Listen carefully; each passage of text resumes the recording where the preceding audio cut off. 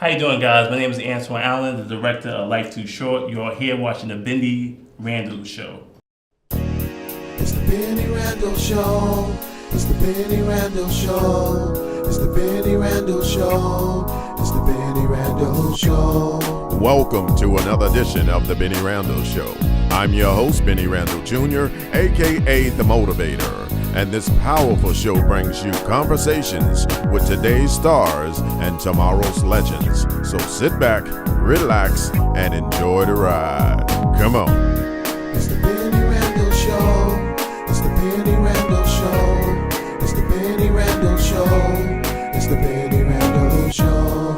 It's the Bennie Randall Show. It's the Bennie Randall Show. It's the Bennie Randall Show. It's the Bennie Randall Show. I love the Bennie Randall. I love the Bennie Randall. I love the Bennie Randall Show. Yeah. I love the Bennie Randall. I love the Bennie Randall. I love the Bennie Randall Show. Yeah.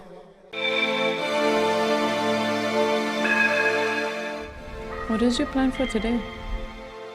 Don't pour all your energy into boxing, okay?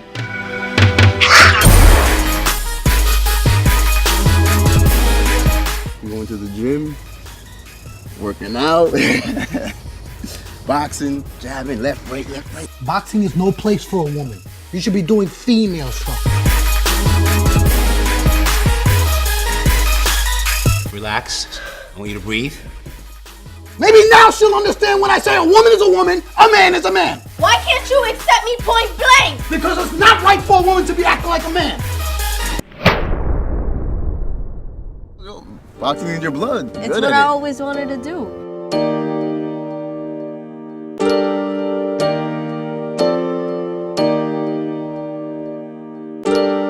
It's my passion. But now, you are going to focus. And you're going to save this energy for the ring. Because at the end of the day, we are going to prove everybody wrong. Good evening and welcome to another edition of the Bennie Randall Show. I'm your host, Bennie Randall Jr., aka The Motivator, and you can learn more about me at BennieRandall.com, or you can go to BR26.com and check out some of these powerful episodes right here on the Bennie Randall Show. And we are continuing in our do-it-yourself series of independent filmmaking. We've had some extraordinary guests, and like no other, we welcome another one. His name is Mr. Antione Allen. This gentleman has won a lot of awards on a groundbreaking short film called Split Decision, and now he's bringing to the world his new one, Life is Too Short. So before we get into it, let's go right over here to Mr. Allen and welcome to the show. Thank you for being here, sir. How you doing, brother? Nice meeting you. I'm blessed, brother. I'm blessed. Split Decision. Let's get right into it, man. That was an intense first journey to go into. That was your first short film, correct? Yes. Why did you decide to go into Split Decision and tell the people a little bit about Split Decision? Well, actually, I started in the music business. I used to manage and work with different up-and-coming hip-hop artists. So, and I used to do music videos. So I decided that I wanted something more in life. I wanted to tell stories. Or I was good at it, but I never really went full forward with it. So I wrote this film called Split Decision. I wanted to do something that was edgy, out my comfort zone, that was a challenge. So when I wrote it, I said, all right, this is great, but I don't know. I was afraid because this is the first film out in the water. And I was like, I don't know if they're going to like it. And it's a Latin cast. And me being Black American, I was like, maybe I should do something more comfortable. So anyway, I got the comfort zone and wrote it. Submitted to some film festivals. The first festival that picked it up was Action on Films Film Festival in LA. So I said, it's my first time going to LA. I was like, I don't know. Once again, get the nerves, I don't know. So I wrote it, they accepted it, and then I won Best LGBT Award because the film deals with a female that's bisexual. So when I won the award, I was like, you got the right person? And I like that. And I went up there. I was like, "Yo, this is amazing! My first film out the gate, and I won an award." So then I said, okay, and I won another award at Urban Media Makers in Atlanta. I got Best Founder Award. That's an award for the founder of the festival picked the best film out of all the films. She picked mine. Interesting. And I was like, wow, this is powerful, man. This is when you have a gift from God, and when you actually use it, this is the blessings you get. I'm so glad. And let me expound on the Split Decision. Why did you decide to make the character? First of all, is it fiction? And number two, why did you decide to make it a Latin based film? One is just, it's definitely fiction. And two, I just wanted something out of my comfort zone. I wanted something, and I was watching Clint Eastwood, $1 Million Baby, and that would spark the idea. And I said, let me just do something just different, like something just different, something out my element. Because the great thing about writing a story, you go anywhere with it. Ooh, who you telling that? And now, see, that's very, very powerful. What I want people to understand, and that's the beauty of doing it yourself. When you are writing a story, you can take it wherever you choose to take it, regardless of what other people do, and regardless of what is considered the norm. Yes. I like that you can expound it and take it somewhere totally different. So you were challenging yourself on your first go around. You know, now, had you filmed anything prior to doing Split Decision? No, I directed a bunch of hip hop music videos. And after a while, you get tired of the champagne, the clubs, the big booties in the video. so it's like, I want more out of this. I could do more. So sometimes we limit ourselves because of our comfort zone or where we come from. And for everybody that's out there, that's up and coming, that's coming from the hood, wherever you're coming from, your pen is your imagination. Anything is possible. Oh, that is very, very powerful. Did you hear that, ladies and gentlemen? He said your pen is your imagination. That's extraordinary. And I hope people can expound on that because it allows you to go anywhere. And that's the beauty of me having this series, because I see that there's so much unnoticed and untapped talent that, you know, of course, everybody's looking at the Leonardo DiCaprios, the Quentin Tarantinos, and all those type of people, but they don't realize there's talent that hasn't been touched yet. And I mean, what I really liked about watching your films is that, just like you say, it took me somewhere else.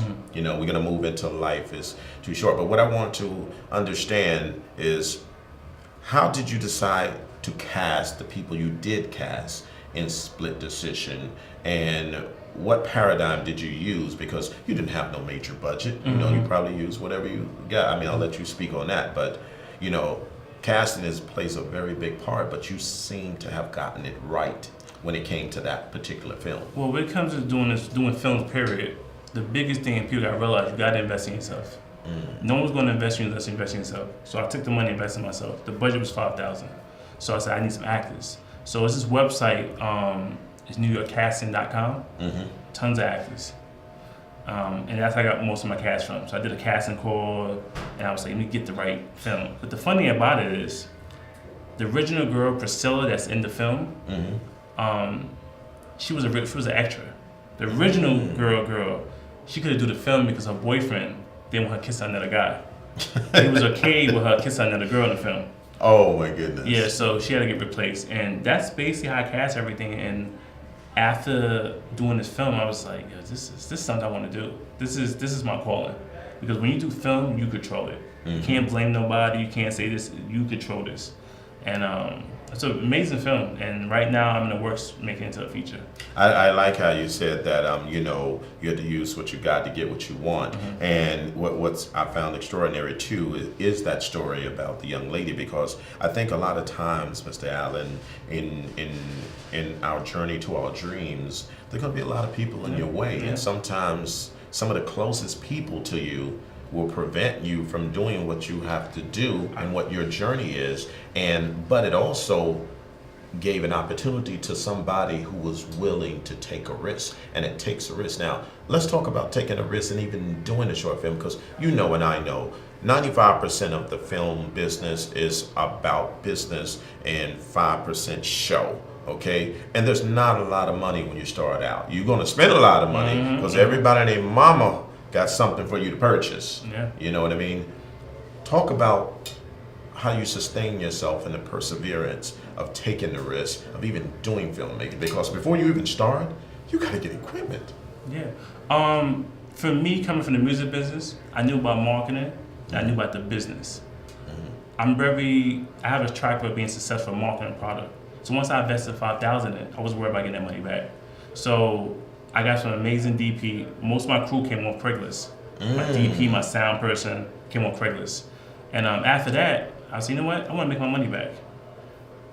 If you got a strong social media, use your likes, use your views, people that purchase films. So when I did my premiere, we did like $15,000 in ticket sales. And which means you made your money back on the first premiere, basically. Yeah. So learning the business and know about marketing is very important.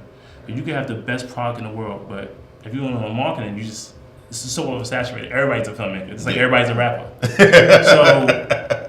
everybody ain't making money. Yeah, not everybody making money. And one of my biggest influences is Tyler Perry. Tyler Perry, what he did in Atlanta, no one ever did. He started a $1 billion empire in Atlanta. He did the same thing Master P did, Jay-Z did, 50 Cent did. Build your own owners. Because at the end of the day, those consumers going to make sure you live. And you know what, the most important thing I think that he did, that he kept a lot of ownership to a lot of things that he did. I'm sure at some point, you know, when you got with the majors, you're going to have to give and take because that's just the nature of the business.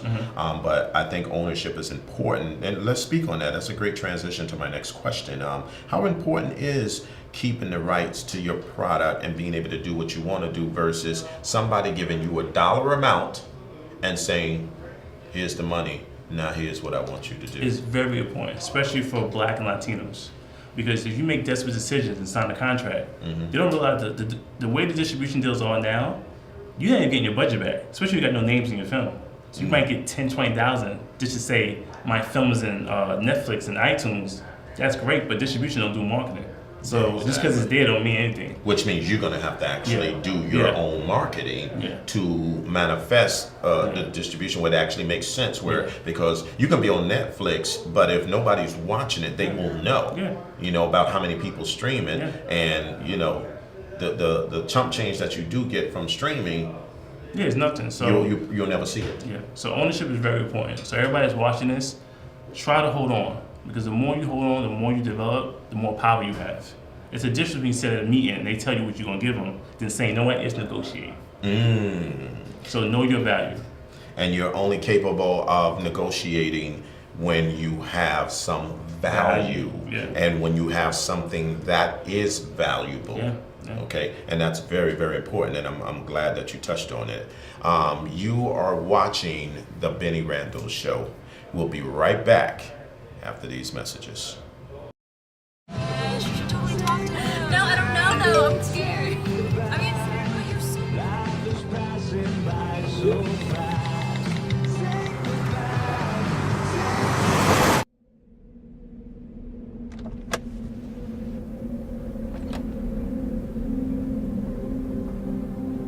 Do you know that you're in my lane?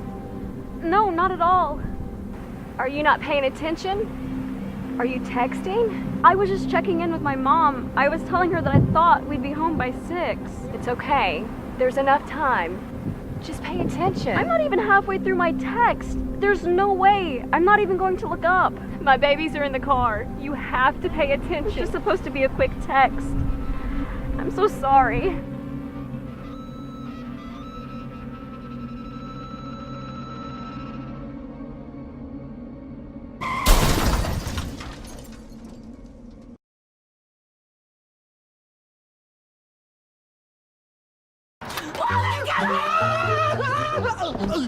Yo, what's you doing in my car? Oh, Ray Ray, you foul, man. How you do that to me, man? If I was foul, I'll run your ass over with my car. Get the step in. Come on, man. Ray Ray, come on, B. Can't do a brother like that, man. We go way back, man. Come on, man. Yo. Get the hell out of here. All right, bro. What's good, you little gold digger? Who you calling a gold digger, you buster? You no-flavor wannabe Puerto Rican? Oh, snap, Rico. You ain't Puerto Rican, son?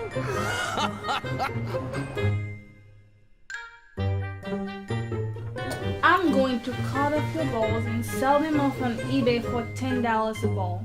The last man that cheated on me fell off my building after I pushed him. He slipped. Ray Ray, have you seen Jake? He jumped out my car like a rabbit and took off running like he stole something. We was on our way driving back to play doctor. Lollipop, How the hell you get in my house? Does everybody have a key to my house? I hope you drown, you wannabe actor. This is so damn bootleg. I'm so out of here. I will bust a cap in you, son. I am from the hood. Okay. I will bust a cap in you, homie. Okay. Don't let this white girl stuff fool you. No, I am a straight OG from the city of Compton. Okay. Snoop Dogg. Okay. If it weren't for the DNA test we did, I wouldn't even believe it was your son. Because what you didn't know, that fine-ass UPS guy that used to come around our house all the time was making special deliveries when you weren't at home. Booyah! Bang! Bang! Bang! Bang! Bang! Bang!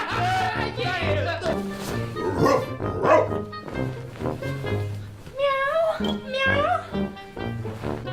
Oh, damn face. This ain't no damn casting call. This is a booty call. And I've never heard of no damn director named Pookie. Ray Ray!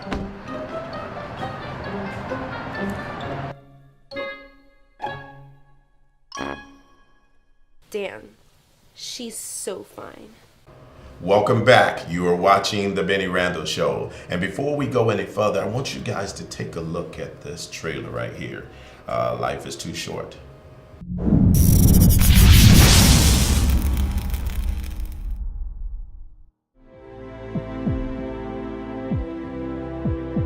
You guys have been together like 5 years? 7. You love her? Yeah. She loves you? Sure hope so. Had an audition today. Did not quite go as planned. Does it ever? Please don't give up on me. How's it going? It's going. Ready for the day to be over. I don't even know why you're still working. You always seem so miserable.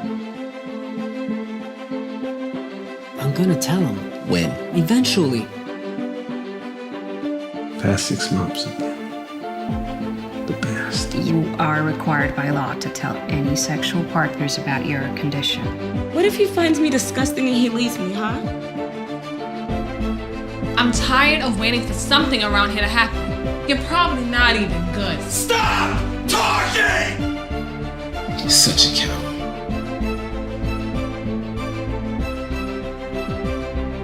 Okay. She trusts you? Yeah. You trust her? I sure hope so. Okay. So, what's the problem? The marriage. That's the problem. I mean, it just seems like so forever.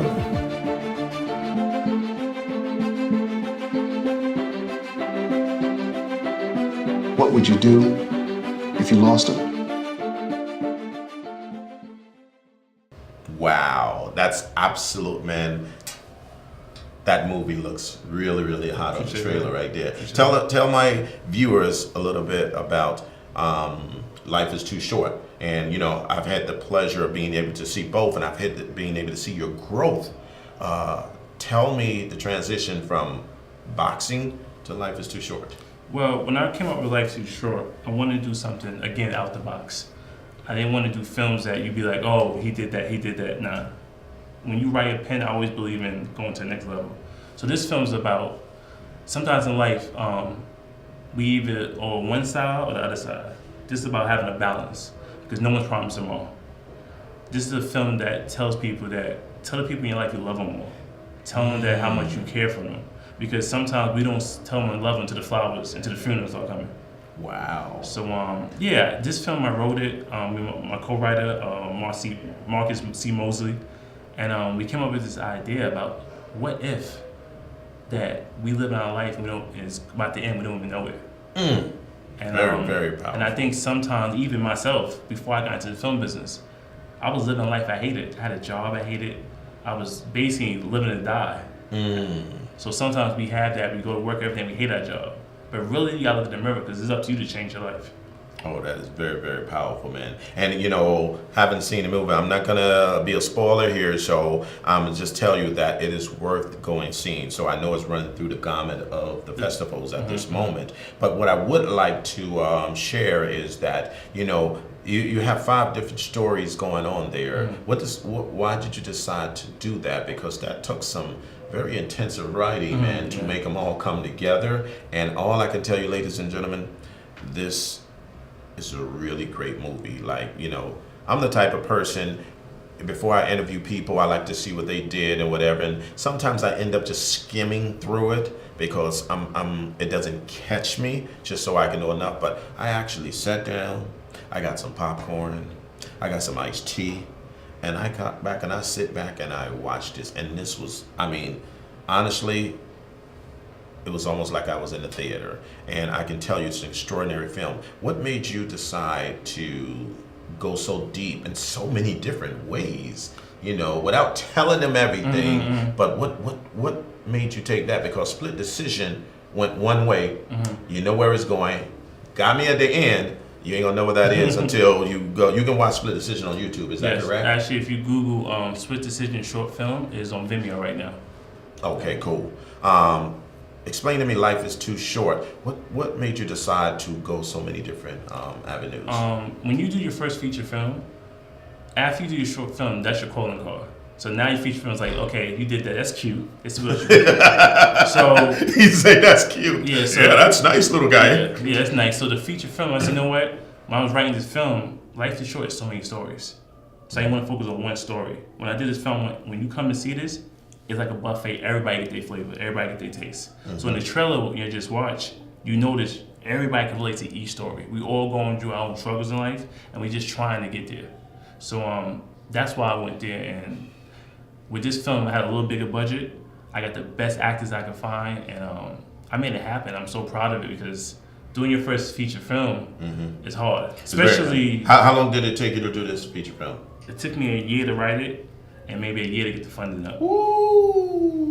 And, see, ladies and gentlemen, see, all you guys are talking about, hey, come on, man, I just filmed that part. It's going to be out next week. I need to show my cousin. It doesn't work like that, man. It takes time. You know, when I did my first feature, which is just coming out this summer, it's 2 years ago.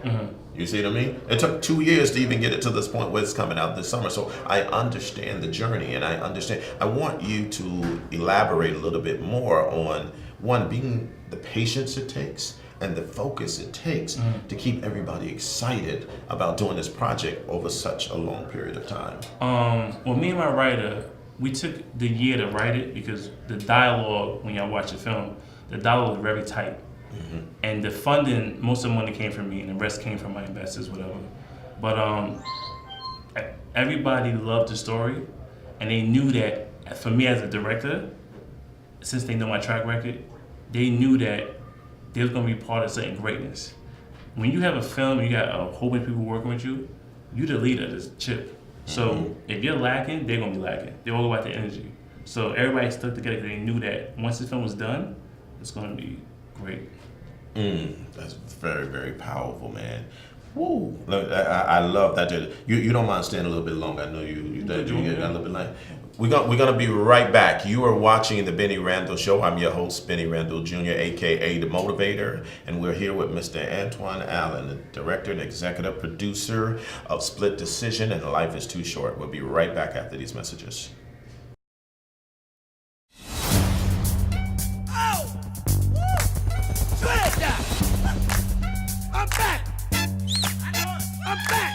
And like I told you 15 years ago, the next level is coming.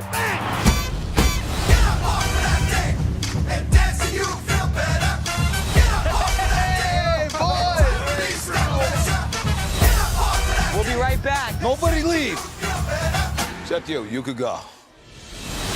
Bennie Chase. Ari Gold. I hear you got something for me. My first movie is Studio Head, and boom, I want you to star in it. Whatever I do next, I also want to direct. Ari. Does he even know how to direct? Ari?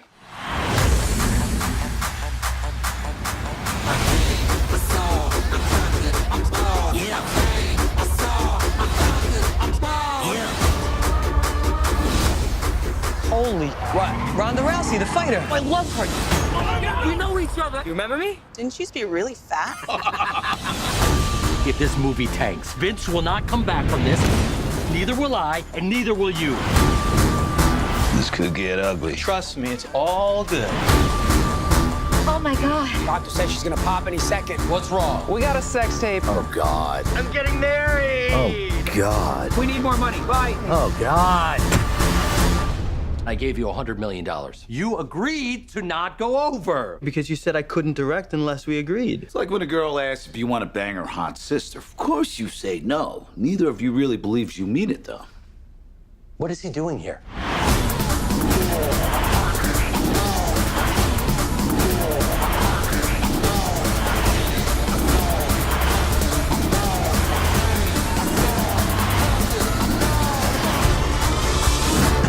Open the door! Yo, Bennie. What's the matter? Your girlfriend lock you out of there anymore? No, my co-financier. You serious? Well, my boys will break that door right now. I got the hamster here. He's crazy. I'm crazy.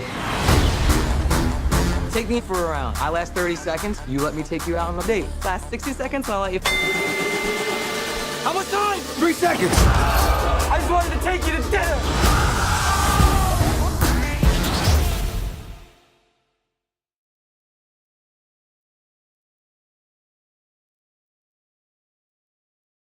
Welcome back. You're watching the Bennie Randall Show, extended version with Antione Allen. The brother is breaking it down. I want to make sure that we can squeeze all the knowledge you can out of it. Because if you had to meet him in person, it's going to cost a lot of damn money, man. You know what I mean? So I want to make sure that you get as much as you can get right here because he's giving back. And that's what you're supposed to do when you have been given so much. Back to Life is Too Short. When I get to the point of watching this movie, and I want to say something else, but I'm going to change it because I don't want to be a spoiler because it was really, really good. But for it to be on a limited budget, you had some great locations. You know, your sets and scenes. Did you have a scene director, or did you have somebody doing these for you, or did you just wing it? Well, no, what I did was, for the filmmakers out there, it's a website called Airbnb.com. So I got to see the locations myself. So I basically did set design. Because I knew when I was writing it in my head what type of vibe and what type of design I wanted. So basically all the locations when it comes to the house interior side was from Airbnb. Wow, that's a very clever way to do it. See, you got to be cool. Just like I was speaking to the gentleman at Money and Violence, and he was talking about when they didn't have any lights, that they set up all the iPhones in the basement and they shot it. So that's very, very clever. See, you know, what do you think that up and coming filmmakers need to understand about this business in order to even get started in this business, and better yet, not just get started, but sustain yourself throughout this business? First thing, have your life together. If you're young or whatever, get a job. Get a 9 to 5. Come on, I need you to elaborate on that, man. This is. I'm going to be so real with you. He said, "Have your life together, ladies and gentlemen." I wasn't expecting that one right there. He just have your life together. I was like, "Go ahead, T.D. Jakes." Because what happens is, you can't be creative if you got your own personal problems. Because what happens always goes on a set. Always goes with you. Whatever you're doing is going to move over to that. So first, get a job. Everything I'm doing, I have a 9 to 5. You have to have a balance because when you get those industry checks, it's not steady. So first, get a job. That's the first thing I tell you. Get a job, something steady. Once you get that, start learning to invest in yourself. Learning that no one's going to invest in you until you invest in yourself. And after that, hire people, not your friends. Hire people that do this for a living. I like that. I want you to elaborate in layman terms. This is why. Why would you hire some people and not hire your friends? Aren't you going to give them an opportunity to Because most of your friends that say they're talented, they're not about that life. This is. I'm sorry. Let's go back to English here. They're not about that life. Please explain what you mean by that, sir. You have people that's talented, but they're not really willing to sacrifice to get that role or do what you need to do. Because sometimes when you they're not there for the struggle. Yeah, they're not there. They're there for the lights and camera. Oh, okay. When you do this film, especially if you have no budget, this is a lifestyle, and you got one to sacrifice. Not everybody comfortable being uncomfortable. So I like that. My crew I have around me, they do this for a living. I try the whole friend thing. It burned bridges, and a lot of your friends is just not. They talented, but they're just not willing to really sacrifice. And they, and I learned this early on. So now when I see Life Too Short, and I see the trailer, like, wow, this guy It's because I'm hiring people that do this for a living. And they're involved in it, and they see the vision, yes. and they apply the passion to your project the same way you do it. And that's a very important point, because I've known some people that I understand everybody's on a budget, which usually means no budget when you're starting off. And, you know, I've known people to basically do their whole cast based on their friends, and that's cool if it works. But then you get, like you said, I think it was very important that you said, is that a lot of times they're not there for the struggle. They want to be right in front of the camera, but nobody wants to work behind the camera. Nobody wants to hold the boom mic. Nobody wants to, you know, everybody else wants to do the glamorous thing so they can go and tell their friends about that. How did you, I mean, you just told me how you deal with it. You didn't hire them. Yeah, and then another thing, not to cut you off, sometimes when you hire your friends, as a human emotion, they feel entitled for certain things. No, I don't think they heard you, man. You need to look right in that camera. Sometimes you have friends, this is a human emotion, they feel entitled. But if you hire strangers to listen, this is what you're gonna pay, they hate to work. So it's best to hire strangers. I say this a lot. Unless you got a friend that have their own success, it's different now. Because they more value now. But I know it's comfortable hiring your friends, but in this industry, it's so oversaturated. If you want to come and be serious, hire the best people around you. Hire people that actually, like, you look at their resume, or they got IMDb. It's like, wow, you got, because at the end of the day, hiring your friends could be your greatest assets or your greatest downfall. Ooh, this brother I ain't even know. I thought I had Antoine Allen came here. I got damn TD Jakes all up in here. He just breaking it down. No, I'm just serious. No, really, I really appreciate that, because I think oftentimes that when we start to get us, my whole purpose of having this show was to bring information that a lot of times, you know, people don't get to see because they're so saturated with what's going on. And, you know, we're going to see what this star is doing and this star. The only stars I know is in the sky. You know, I think people are people. They go to the bathroom. There's some more that are more famous than others. But as far as a star, you know, you can be a star as a sanitation worker. It really don't matter. But I really like you did it, because I think a lot of times, and when you do hire people that are your friends and the project don't work out, and I've been speaking to this to all the directors and the actors that been on this series that I'm doing of independent filmmaking, and sometimes footage ends up on the cutting room floor, and if it just happened to be that scene that was used with your friend in it, how do you deal with that? Because a lot of times they don't understand it. Has that ever happened to you? Have you ever had that experience where something, you know, because as you know and I know, when you're filming, everything is not going to make the film. It started off as a good idea, but then when you see it, it didn't quite work out. So you rework it. Elaborate on that.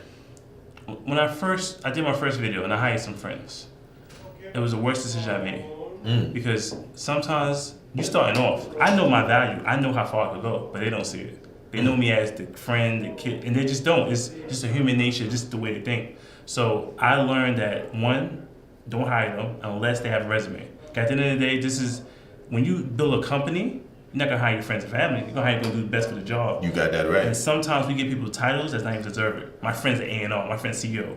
Half of your friends don't even know how to spell CEO, don't even know what they do. So this is. You say half of your friends don't know how to spell CEO. I'm done. Go ahead, elaborate, man. So basically, it's just I'm telling you, it's just best to hire the best people for the job, not because they're your friends or you're close with it. Don't give them a title if they ain't earned it. And it sounds harsh, but if you want to grow, this is stuff you have to do. This is why when y'all go to Vimeo, you see split decisions like, wow, and then you see Life's Too Short. I got the best people around me, and there's another thing, be vulnerable. Trust somebody with your work. I can edit, but I'm not gonna edit. I have someone else to edit. I can do lighting, but I know I'm not good at it. Know what you're good at. I'm a writer, producer, and director. That's my strong parts. The other parts, I hire someone else to do it. Because what happens is, you think you see it one way, but this friend over here, this guy over here that you just hired, sees something totally different. You wasn't even thinking about it. So you didn't edit neither one of your films? You I can edit. I split? don't do it. No. Split decision. Okay. Yeah, I don't. Because do I know it. some people that are capable of editing. Yeah. You know what I mean? Myself, I have that ability to edit, like I taught myself. But I'm sure there will come a time when I will allow somebody to do that. Because, but what I do know, editing is a very tedious process. And even if you're not the editor, you as a director, you need to be there because you need to be able to help that vision. I'm not gonna say that your style might be different because you damn near open your mouth real quick. I wasn't there, But go ahead, explain the source of your frustration. Well, no, it's just with the editor. You was not there. I don't know. I trust my editors. Really? Yeah. You just gave him the script and said put it together. Yeah. Wow. And then I go back and go. That's a great edit. Because the editors I'm working with. Who edited your movie? Well, the first one was Mark C. Mosley. Okay. He's from Atlanta. He got a production come out in Atlanta. The new That's one. the guy that helped you wrote the second movie. Yeah. Life Too Short was by Nate Daniel. He's edited really well. So what I do is when I hire the editors, they send me their reel. So I know by their reel how good they are. And you just let them go? Let them go. Damn, that's trust, brother. Yeah, and that's something with vulnerability. Sometimes we like, it gotta be there. Because what happens is when I learn, when I'm over my editor, it's hard for him to be an editor. It's hard for him to He's trying to please you. Yeah. Do you. So that's my method. That's an interesting, and that's why I'm glad that we're having this series, ladies and gentlemen, because I want you to understand that, there's different strokes for different folks. Yeah. Everybody does it slightly different. He may not want to edit, but you probably ain't sitting in his director chair either. You know what I mean? And vice versa. You know what I mean? So I'm glad that we are giving you the experience of being able to see the different levels of what it takes to do independent filmmaking and exactly what it takes to take a project. Because it's easy filming a project. It's hard completing. Yes. You know what I mean? Because a lot of times you should know working through a story, sometimes you put the whole story together and some things missing. And then you're like, oh no, I got to call people back to fill in it. Have you ever had that I'm gonna tell you a story situation? I'm gonna tell you about a story about split decision.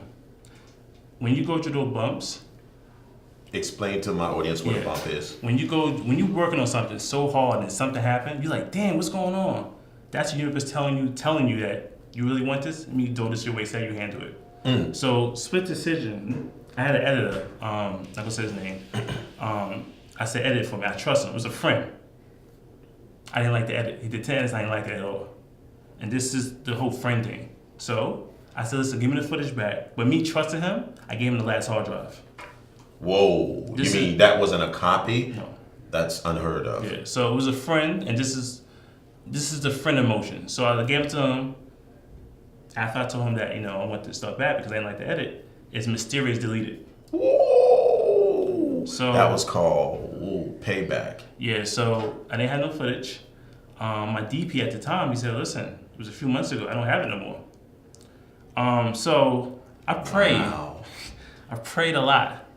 And sometimes when you have undeniable faith, stuff like this happens. So he gave me this to run around, I don't got it, something happened, blah, blah, blah. So I said, one day, I got out of my house, hop on the subway, going towards my friend's house.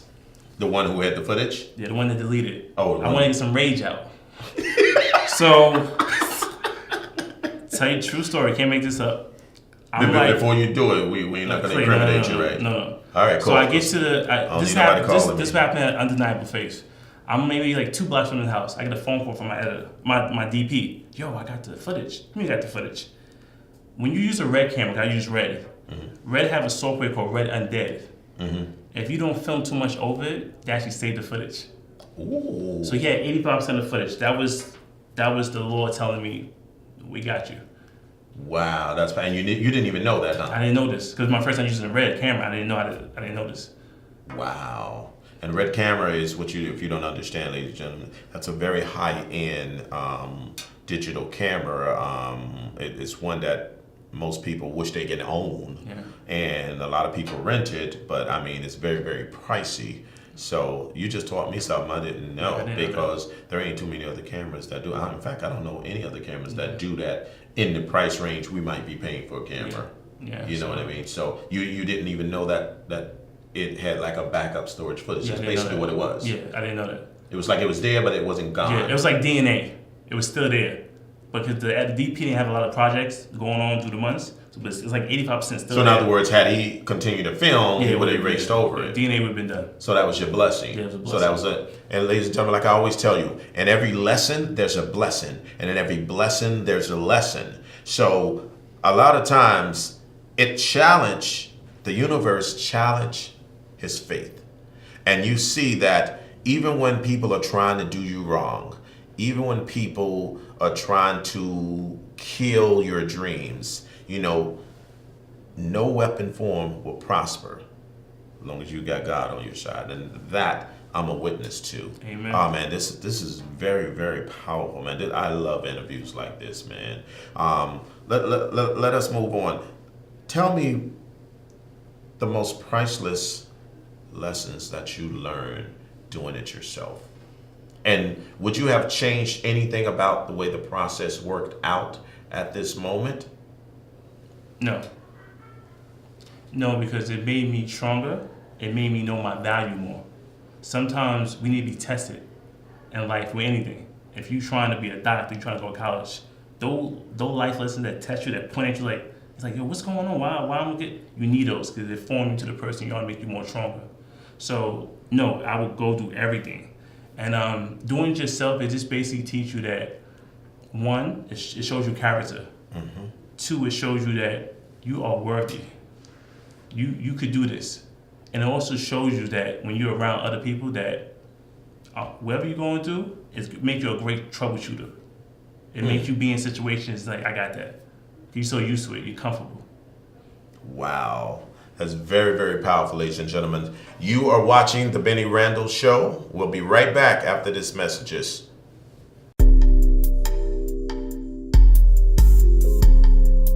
I have no fight with you. My fight is with Valerie.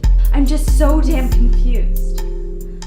I don't want to let Chris go, and I don't want to let you go. Oh, really? So what are we doing together then? Why'd you even accept my marriage proposal, Valerie? Please, explain it to me! I just want to be happy in love and life. But I often wonder if I'm willing to pay what it costs for a successful relationship. And the most important thing is, with all my heart and everything I got, I love you, Valerie, more than I have ever loved anyone in my life. You need to make a decision, and you need to make it now.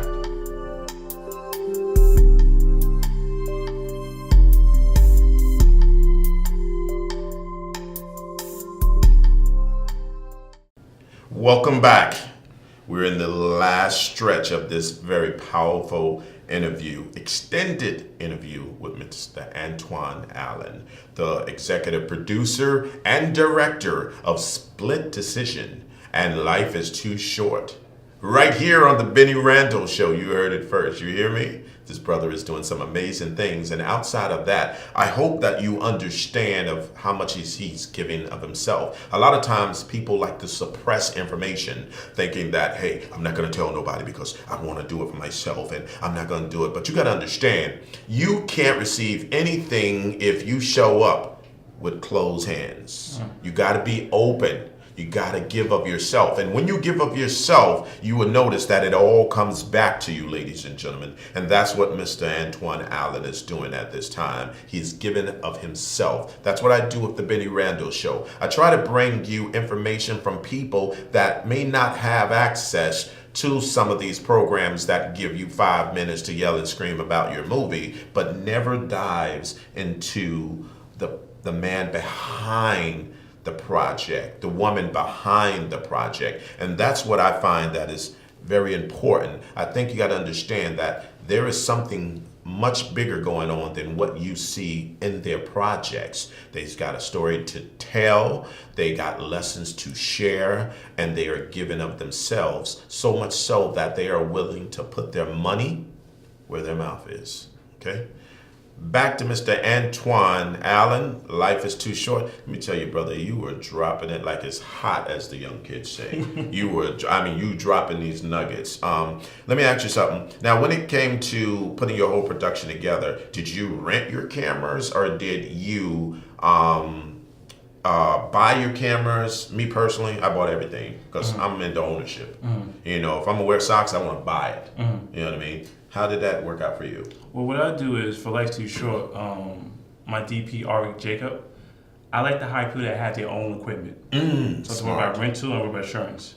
So for Life's Too Short, he had the red camera, the red Epic, and he owned it. So all I gotta do is pay him a flat fee, and that's pretty much it. Gone, bro. Yeah. That's very, very powerful. You see, that's a very smart and very strategic too. You know what I mean? Because that's the type of individual I am. I don't want to worry about insurance. If I'm gonna break it, I paid for it. Yeah. So you know what I mean? These lights, these cameras, I pay for everything. So, but I know a lot of people don't have that opportunity. So what do you suggest for those who want to get started and don't have a friend that they can pay a flat fee, or don't have a flat fee to pay a friend, or hire someone to do that? What is your suggestion to those that have an idea, they want to put it together, but they don't have those type of resources? What's the most efficient way that they can get started? Go on Craigslist. Craigslist, if you got a little budget together, because we all get a budget. Once you get your budget together, go on Craigslist and look for some DPs, look on some of your reel, and go from there. Because Craigslist, it's been a gold mine for me. Just trailer I just watched for Life Too Short, my editor came from Craigslist. So there's a lot of gems in Craigslist. It got a lot of crazy stuff going on, but Craigslist, that's where I get all my crew from, Craigslist. Oh, that's very powerful, ladies and gentlemen. I mean, Craigslist is just like with anything else. If you go into the store, you got some bad apples and you got some good apples. You got to be able to pick from the bunch, you know, because yes, Craigslist has some issues in there, you know what I mean? And depending on what you buy, you might not want to buy. But, you know, let's move forward on that. What advice can you give to not only up-and-coming directors and people behind the scene? Because it's so easy to give advice to people in front of the camera because they are in front of the camera, and a lot of times that's their big you know, but it takes a special type of person to be behind the cameras because, you know, each director has something different. You know, like there's some directors who never get in their stuff, and then there's some directors always write themselves a little part, you know, like a Spike Lee and like a, you know, even Tyler Perry did it for himself. I watched your 2 films. I didn't see you. What you did? I had a 5-second cameo in Life Too Short. I was the guy that was walking out the barbershop. You notice he said 5 seconds? I just watched an hour and something. He gonna tell me about the 5 seconds him walking out. But I mean that's I appreciate that. But I mean it's less than most people because me personally, I feel like this. I'm the type of individual. I'm the type of director that I try to hire people that are much better than me when it comes to being in front of the camera. Because I got behind the camera done. You know what I mean? I'm in it. You know, but I like to hire people who are better than me, especially when it comes to acting, because 1, I learned from them. 2, I've learned, you know, myself being in the music business. One thing I used to notice about Puff Daddy is that Puff Daddy had 50 interns at one time and 12 executives. Only 12 of them was getting paid. All right? But it was the interns that you see all the time. You know what I mean? Like they were all over the place. They was in the street team. They was out making the noise, and you see the executives. But you know, it was a different scenario. How did you go about building a strong team to make your projects work? Well, you just said it. Get people around you that's better than you, that you could learn from. Because if you got 100 people in your crew, and you're the smallest one, you best just do everything yourself. So basically being willing to get someone that's better than you in every aspect, so you can learn and like, wow, I didn't know that. So doing Life Too Short, my whole team was better than me. Very powerful. And that's the best way to build a strong team. Because when you come to the table, if no one can bring nothing to the table, they should be at the table. So it's all about getting the best people around you and having them basically be better than you, so you're gonna all bring everything to the table. I direct, got you. You a DP, you're a great DP, got you. You're a great writer, got you. That's the only way you can build a strong team. That's it. So do you use the same team on each project, or do you build a new team based on the type of project you were trying to do at that particular point? You know, everybody has their strategies. How does it work best for you? For me, it's like a team by team. So Life Too Short, I have a strong team, but I might say, you know what? I might have to take them out and do another project. So it's all about the different projects, project from project. Oh, okay. That's very powerful. Yeah. Now, Post-production.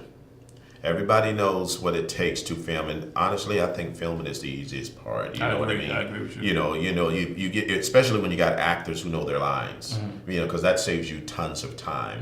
I often like to get actors, like, basically, I go after actors that I've seen do a lot of dialogue. So we're not going to sit there, 20 years trying to get this one scene right. You know what I mean? I want somebody to come in there and do what they got to do. I often, in one of my things, I hired Mr. Troy Wright, and this dude is very, very good when it comes to his dialogue. He's very good at doing his dialogue. So I like people where I don't have to babysit that, because I want to come in and you know what I got going on in my head? I'm like you. I got my angles. I know where I need to go. I need to know what needs to happen, and I don't want to focus on doing that. You know what I mean? When it comes to your post-production, and that means basically after everything is pretty much done, you start to put it together. I know you say you use an editor, but there has to be a point where you have to get involved after it has been edited and make, to close it out. You have to close the deal. You can't be the director and not close the deal. How does that work for you? Well, I let my editor do the first draft. I let him do what he felt like he could do. And once the draft come back, then I make my changes. And we just go back and forth till I'm happy. Oh, okay. And then from there... do you find that time consuming? Sometimes, but you know what? It's my project, so I don't think about that. All right. Do you set a time on doing your projects? Yeah, I give him do you say I'm gonna get this project a year? I'm gonna get this project 6 months. Do you set a time? Yeah, I set a deadline with project, but sometimes it never happens. So I just, I was hoping for that. I was like, I hope he's keeping it real here, because I don't want to pass a couple of deadlines because something wasn't right. And something very important that I learned, and somebody, I'm not going to say his name, but he told me, and he said that don't let nobody rush your project. You know what I mean? Because every actor wants to see, when is it going to be done? You said it was going to be done this day. They don't care about, all they care about is saying I was in this film, and I want to show my people I was in this film. But he told me you only get one shot. He said you got one shot to get it right. It's not like the music business where you can do a song, right? The song is not so good because the beat is not so fly. You know what I mean? But somebody can go back and remix it. Right or wrong. They can go back and remix it, and you come back and, oh, now that's sick. You know what I mean? You don't get that when it comes to a movie. Once somebody's watched your movie, you can't go back and tell them, hey, you remember that mistake? I correct it. I need you to go back and watch it. Well, you lost your mind. They'd be like, I ain't got no time for that. How do you do when it comes? How do you do? Boy, my English, pow, pow. How does it work for you when you are trying to make those things occur? For me, like I said, it's a lot of deadlines. I don't make it. So once I'm fully happy, that's when I'm happy. That's all you could do. You can't rush it. When I'm happy, that's when the film come out. Don't worry, be happy. Is that basically what you employ? Because what happens is you're rushing a project, and the people that's forcing you to rush it, they didn't put money up to pay for it. Ooh, you better preach. You better look in that camera and tell them what. No. I want you to take it back to him. Say what you just said. I want you to look right into the world and tell them what you just told me. When you're doing a project, the people that's rushing you, they didn't spend money, they didn't spend time to produce a project. So you tell them, calm down, I got you, but you're going to work on your time because you don't want to put the money up, you don't want to put the heart, sweat, tears in it. So don't get rushed by people that really doesn't have the value at the moment to make that decision. Ooh, very, very powerful. See, I love when people come in. And ladies and gentlemen, unfortunately, we can't go past an hour because we've had him here too long. He probably got to get back on his private jet and, go back to Brooklyn or Queens or wherever. I'm just kidding, just kidding. It's been a very powerful show. I'm going to leave you with this. But before I do, I want you to give you a summary and close out and leave my viewers with some powerful advice, sir. My name is Antione Allen. I'm an award-winning filmmaker from Southside Jamaica, Queens. And for the people that are watching this, it doesn't matter where you're from, what color you are. If you want to make this happen, make it happen. Just be honest with yourself and know that faith and believing in yourself could go so far. And you can catch Life Too Short on Facebook /lifetooshortmovie.com to see the trailer. And then just look out for it. Right now we're in the film festival circuit, and I'd like to thank you for having me. Very, very powerful, man. And ladies and gentlemen, I want to leave you with this. What did I learn today? And I hope you learned something today too. I learned that no matter what it takes, you're the only person that can stop you. No matter what people say, you're the only person that can stop you.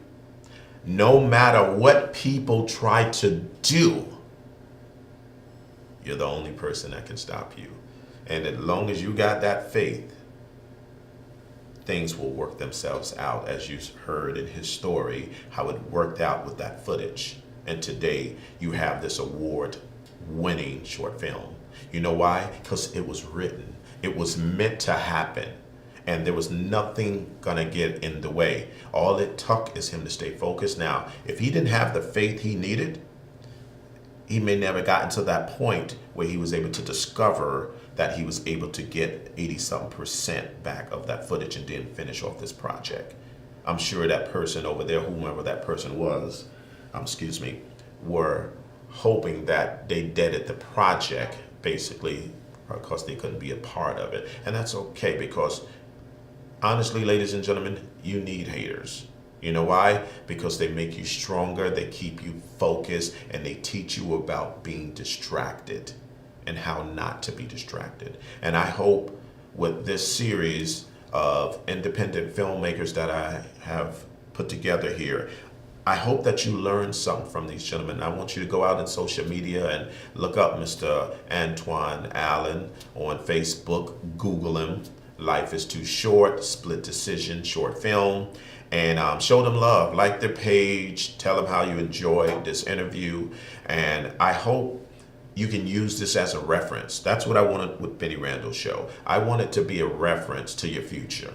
If you got one thing from here, then that's powerful, because that's how I had to learn. I had to learn by watching, searching, and seeking. And I've learned a lot of things on that. So I hope with this show and this series of independent filmmakers, I hope that you have gained something. And if you get one idea, remember, ladies and gentlemen, it only takes one idea. Just like it only takes one book, it only takes one film, it only takes one hit record to blast you to the moon. And your life can change in a moment notice, as you've seen from some of the guests that we've had on in this series. And with that, ladies and gentlemen, I am Bennie Randall Jr., aka The Motivator, and you can learn more about me at BennieRandall.com, or you can go to br26.com and watch all these powerful episodes again and again and again. They're absolutely free. It is my way of giving back to you, and I'm humbled that you allow me into your hearts and your homes. Until next time, like I always say, it is not a game. It is a lifestyle. Create the world you want, and you shall have it. Until next time, I'm Bennie Randall Jr., aka The Motivator. Thank you, and good night.